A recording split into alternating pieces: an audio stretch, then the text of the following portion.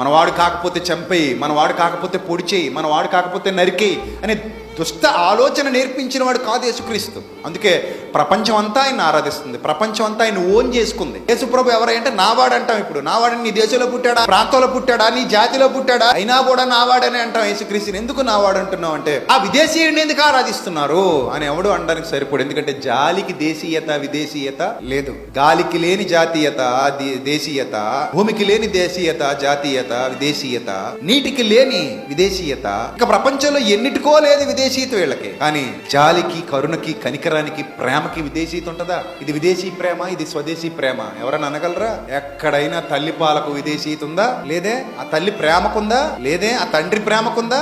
లేదే. గాలికి, నీటికి, ఆకాశానికి ఉందా? ఇవన్నీ యూనివర్సల్ అయినప్పుడు మరి యేసుక్రీస్తు ఆయన చూపించిన ప్రేమ, ఆయన చూపించిన కరుణ, ఆయన చూపించిన త్యాగం ఎందుకు విదేశీ అవుతుంది?